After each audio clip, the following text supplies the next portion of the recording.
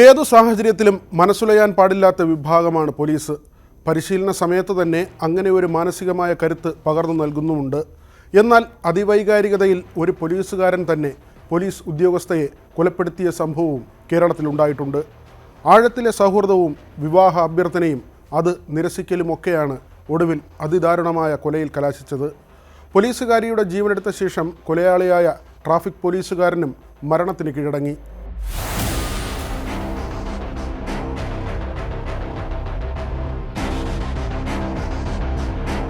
2019 June 15 ഉച്ചതിരിഞ്ഞ് 3 മണിയോടെ CPO Soumya Alappuzha Vallikunnam police സ്റ്റേഷനിൽ ഹാജർ ബുക്കിൽ ഒപ്പിട്ട് പുറത്തിറങ്ങി.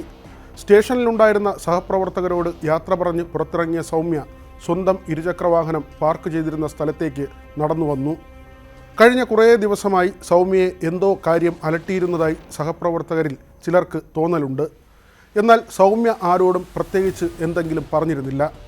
അടുപ്പമുള്ളവർക്ക് അങ്ങനെ തോന്നാൻ കാരണം വളരെ ചുറുചുറുക്കോടെ കാര്യങ്ങൾ ചെയ്തിരുന്ന സൗമ്യ പെട്ടെന്ന് അങ്ങനെ അല്ലാതായതാണ്.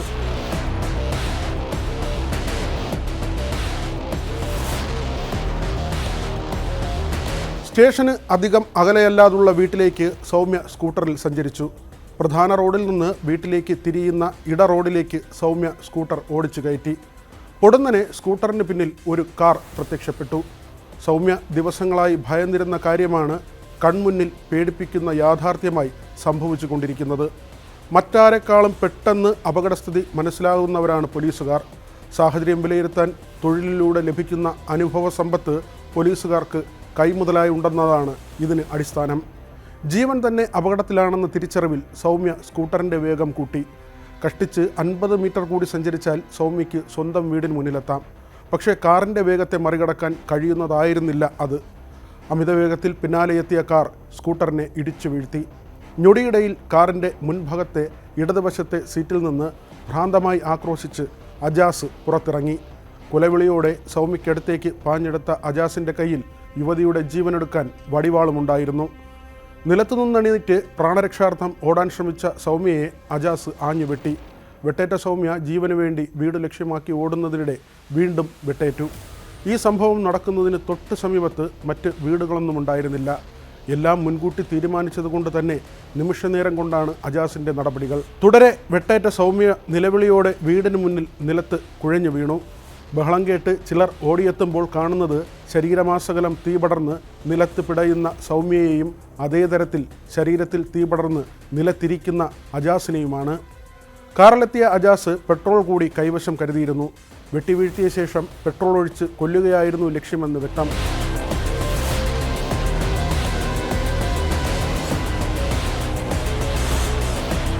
കുറച്ച് വർഷങ്ങൾ പിന്നിലുള്ള കാര്യങ്ങൾ പരിശോധിക്കുമ്പോഴാണ് ഇത്തരമൊരു സംഭവത്തിലേക്ക് കാര്യങ്ങളെ നയിച്ച വസ്തുത കണ്ടെത്താനാവുക. പോലീസുകാരായ സൗമ്യയും അജാസും അടുത്ത സുഹൃത്തുക്കളായിരുന്നു. സൗമ്യ 3 കുട്ടികളുടെ മാതാവാണ്. ഭർത്താവ് സജീവൻ ജോലി ചെയ്തിരുന്നത് ലിബിയയിൽ. സൗമ്യയുടെയും അജാസിൻ്റെയും സൗഹൃദം സാമ്പത്തിക ഇടപാടുകളിലേക്കും നീങ്ങി. ആലുവ ട്രാഫിക് സ്റ്റേഷനിലെ പോലീസുകാരനായ അജാസ് പലപ്പോഴും വള്ളികുന്നത്ത് വന്നുപോയിരുന്നു. ഒരു ഘട്ടത്തിൽ അജാസ് സൗമ്യയോട് വിവാഹ അഭ്യർത്ഥന നടത്തി. അത് സൗമ്യയ്ക്ക് ഉൾക്കൊള്ളാൻ കഴിയുന്ന കാര്യമായിരുന്നില്ല. ഇതോടെ ഇരുവരും തമ്മിലെ ബന്ധത്തിൽ ഉരസലാരംഭിച്ചു. ഇത് പിന്നെ കടുത്ത തർക്കത്തിലേക്കും പിന്നീട് അജാസിന് സൗമ്യയോടുള്ള വൈരാഗ്യത്തിലേക്കും വഴിമാറി. അജാസിൽ നിന്ന് വാങ്ങിയിരുന്ന 1.25 ലക്ഷം രൂപ തിരികെ നൽകാൻ സൗമ്യ പലകുറി ശ്രമിച്ചെങ്കിലും തുക കൈപ്പറ്റാൻ അജാസ് തയ്യാറായില്ല. അമ്മയെയും കൂട്ടിയെത്തി പണം തിരികെ നൽകാനും ശ്രമം നടത്തിയിരുന്നു. പക്ഷേ വിവാഹമെന്ന ആവശ്യത്തിൽ നിന്ന് അജാസ് 1 ഇഞ്ച് പിന്നോട്ട് പോയില്ല. മാനസിക നില തെറ്റിയ ആളെപ്പോലെയായിരുന്നു പിന്നീട് പലപ്പോഴും സൗമ്യയോടുള്ള അജാസിൻ്റെ പെരുമാറ്റം.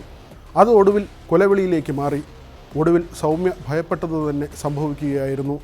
സൗമ്യയെ തീകൊളുത്തി കൊല്ലുന്നതിനിടെ അജാസിനും ഗുരുതരമായി പൊള്ളലേറ്റിരുന്നു. ദിവസങ്ങളോളം വണ്ടാനം മെഡിക്കൽ കോളേജിൽ ചികിത്സയിലായിരുന്ന അജാസ് പിന്നീട് മരണത്തിന് കീഴടങ്ങി. ഇതിനിടെ മജിസ്ട്രേറ്റിന് നൽകിയ മൊഴിയിൽ അജാസ് വ്യക്തമാക്കിയത് സൗമ്യയെ കൊലപ്പെടുത്തി ജീവനൊടുക്കാനായിരുന്നു തീരുമാനമെന്നായിരുന്നു. കൊലപാതകത്തിൽ മറ്റാർക്കും പങ്കില്ലെന്നും അജാസ് മൊഴിയായി നൽകി. എന്നാൽ അത് ശരിയല്ലായിരുന്നു. അജാസ് സഞ്ചരിച്ച കാർ ഓടിച്ചിരുന്നത് മറ്റൊരാളായിരുന്നു. സൗമ്യ സഞ്ചരിച്ച സ്കൂട്ടർ ഇടിച്ചിട്ട ശേഷം ഇട റോഡിൽ ഒരു വശത്തെ മതിലിനോട് ചേർന്നാണ് കാർ നിർത്തിയത്. അങ്ങനെയെങ്കിൽ ഡ്രൈവിംഗ് സീറ്റിലെ ഡോർ തുറന്ന് പുറത്തിറങ്ങാൻ കഴിയില്ല. ഡോർ മതിലിൽ തട്ടി നിൽക്കുമെന്നതാണ് കാരണം. നീല ഷർട്ട് ധരിച്ച ഒരാൾ സംഭവ സ്ഥലത്തു നിന്ന് കാർ ഓടിച്ച് പോകുന്നത് ചിലർ കാണുകയും ചെയ്തിരുന്നു.